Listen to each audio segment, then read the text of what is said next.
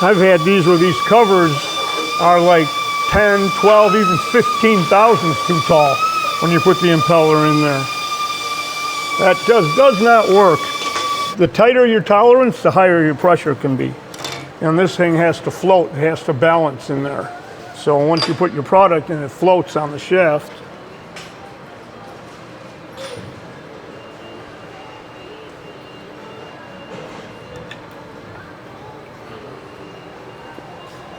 Get in there.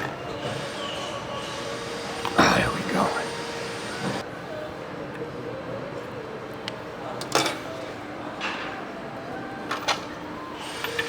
Oh, that is the one.